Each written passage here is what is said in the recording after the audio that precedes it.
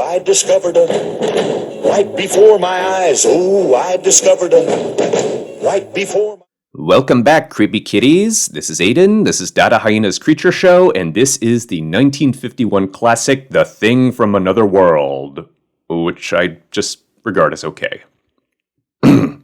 My previous viewers may recall that when I drew the Metaluna mutant from this island Earth, that I couldn't really say a hell of a lot about the movie beyond the alien's design, and this film itself, it's kind of like that. It's alright, it's well made, there's nothing really wrong with it, but it's still not a film that I've ever fallen in love with, albeit for minor reasons. So let's break open the ice, dig through the roots, and ask who goes there, and what the hell is the matter with the guy drawing you?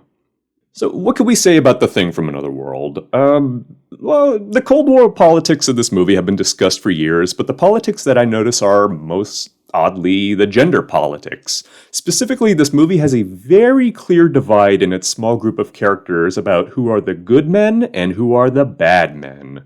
The good men, the heroes of the movie, are all soldiers, tough guy, military men, shoot first and ask questions later. Basically the ideal image of a man in the 1950s, which makes total sense, that's what most male viewers wanted and how they saw themselves. Who are the bad men? Well, for starters, there's that nerdy reporter. He's not a tough guy at all. He's a far-eyed dork who makes a pest of himself by wanting to reveal to the press what's going on with the alien's discovery. For some reason, he's played as a threat to the team for wanting to alert the media about the alien, and yeah, loose lips sink ships and, don't start a worldwide panic, but it's still kind of an odd vibe that they treat the reporter like some troublemaking geeky pinko who the manly soldiers have to shut up. And then, of course, you've got that lead scientist, and wow, does this movie not spare any tricks to make you hate him. He's a bitchy little snob with an effeminate demeanor and a devil beard, and worst of all, he's dressed up in furs that pretty strongly alludes to a stereotypical Russian. Plus, he has the unmitigated gall not to want to immediately kill the Discovery, but to, get this, study it! What a dork! He must be evil. What can stop this fairy, commie, Satanist know-it-all? That's right, manly men! Two-fisted, red-blooded, white-skinned, hard-drinking, wife-beating, manly men from the 1950s! God bless America!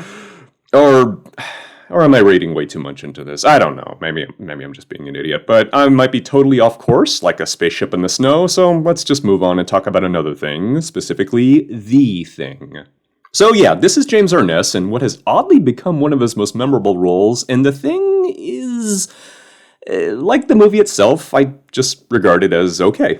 There's two things that bug me about this portrayal, first of which is that the design just looks way too derivative of the Frankenstein monster. Yeah, it works okay, and if you're gonna steal a monster design, then at least steal one that works, but for me, it just plays it way too familiar and way too safe. I know movie critics love this kind of restraint when the aliens don't look too far-fetched and when you almost never see them, so of course I eat this one up like popcorn, but I feel like it just didn't take the design far enough. This is definitely a case where I would have loved to have seen a really outlandish rubber suit monster like It Conquered the World or It, the Terror from Beyond Space, although maybe that's just me and my own peculiar interests. You guys have seen enough of these videos to know that I love a really crazy monster. This is definitely not in that vein or vine. The Thing works okay with the humanoid design, but that really only would have worked for me if it had gone with its original portrayal, which leads me to my second issue. The Thing really should have been a shapeshifter, which of course it is in the original short story by John W. Campbell, and has been in every other film version based on it. And you'd think a Cold War paranoia movie would have really done something with the threat of doppelgangers, something that later films like Invasion of the Body Snatchers did marvelously. And the fact that this thing couldn't do something similar to that, it really feels like a missed opportunity.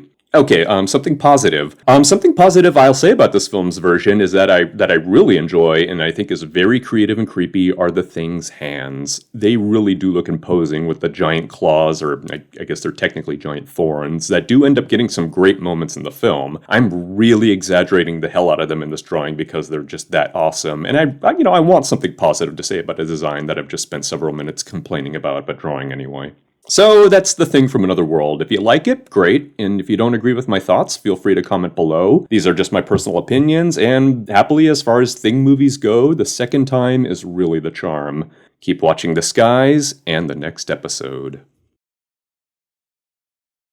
Oh, get out of here with that and take it down below.